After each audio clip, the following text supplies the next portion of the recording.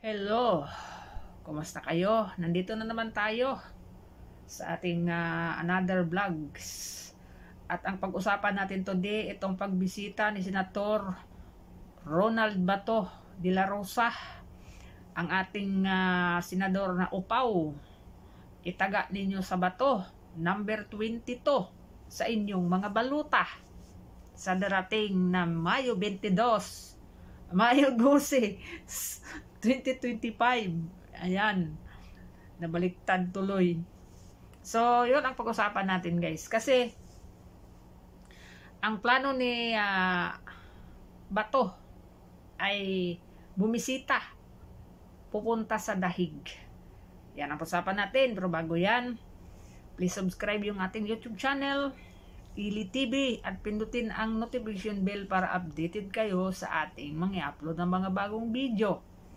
Ako pala si Ili TV. Ayan. So, magandang araw sa inyo lahat. So, yun na nga, guys. Kanina, nag-hearing, no? Hearing kanina sa Senado. Etong pinangunahan ni Senadora Amy Marcos, yung hearing na yon para sa doon sa pag-kidnap, no, yung pagdala kay Tatay Digong sa Netherlands. Pangalawang hearing na yon sa Senado, pero hindi sumipot yung mga pinatawag. Yung unang umattend doon hindi na bumalik, no.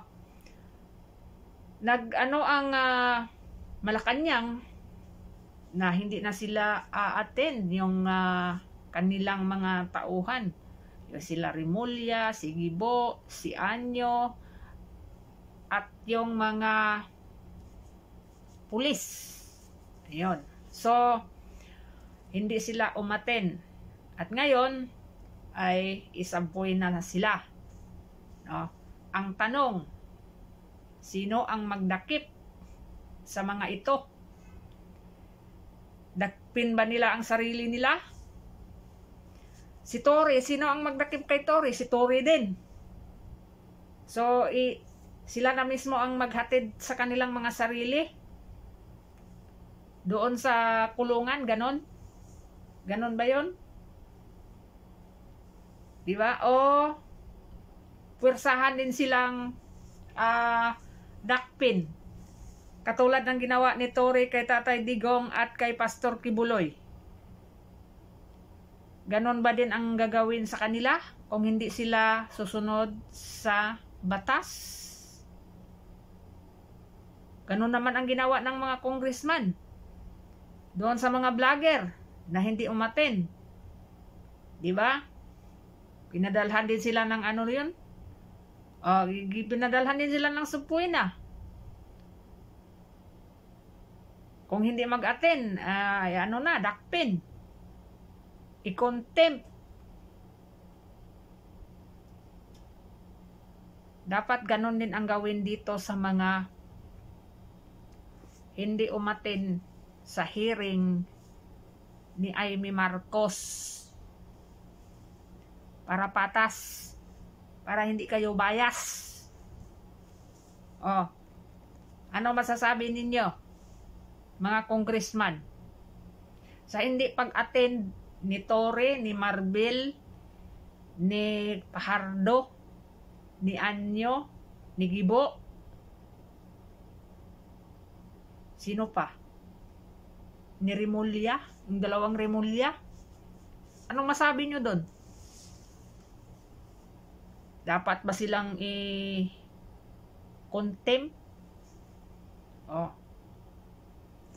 Pag hindi pa sila pupunta doon, kahit isumpuin na sila, anong susunod na gagawin doon? Dakpin. Sino magdakip? Tapos yung supuin na siguro parang hindi pa pinirmahan, no? Ayaw magpirma ni Escudero kasi wala daw din yung silbi yung pirma niya. Kasi sino daw ang mag-ano nun? Kasi pag wala daw maano yung ano nila dyan sa Senado, ihingi ng tulong doon sa mga pulis. Mga pulis yung padala ng subpoena. Mga mataas pa naman na ranggo yun. Pinakamataas na ranggo sa mga pulis. Anong gagawin natin dyan? Walang mangyari siguro. Hindi lang natin alam. Ayaw na nila umatin. Ayaw na nila magkamali yung mga bunganga nila. Kasi bawat salita nila dyan sa hearing, kukunin yan para i-ano doon sa ICC sa hearing sa September. Bawat galaw nila dyan, bawat salita na lalabas sa mga bunganga nila, binabantayan ng mga abogado yun. Sa bawat pagkakamali nila dyan sa hearing na yan, nung unang hearing, kinuha na yung mga statement nila doon, na nagkabulol-bulol sila doon. Ni-record na yun. Ni-record na yun ng mga abogado. Pwede nilang gagamitin yun. Pwede nilang gamitin yun. Na mga ebidensya na illegal talaga yung pagkuha nila. At nagbigay na ng ang spokesperson ng ICC na nanghugas kamay sila dahil ang talaga authority talaga ng Pilipinas ang nagbigay kay Tatay Digong sa kanila. Naghugas kamay ang ICC. At ngayon kumalas na yung Hungary na country sa ICC. Di ba? Dahil sa mga pangyayari na ito, marami pang susunod na kakalas sa ICC. Marami pang susunod. Yan tandaan ninyo yan. Marami pang susunod yan nakakalas dyan sa ICC na yan. Sabi ko sa inyo itong nangyari kay Tatay Digong, maraming mangyayari dito. Maraming mga mabuksan na yung mga madilim na mga natakatago na mga ng ICC, mabuksan yan. At ngayon yung mga country na membro dyan sa ICC ay nag-iisip na sila ngayon, nako, kakalas na tayo, baka mapareho tayo kay Digong. Yun. Di ba? So, si Bato, nagplanong pupunta sa Dahig, magbisita kay tatay. Tapos, sabi niya, pag magpunta siya doon, para hindi siya makilala, magsuot siya ng wig. Kaya tingnan ninyo guys, yung aking gagawin na thumbnail. Mamaya, ilagay ko yung beauty ni Bato na makasuot siya ng wig. Tingnan ninyo kung gaano kaganda si Bato pag magiging babae siya.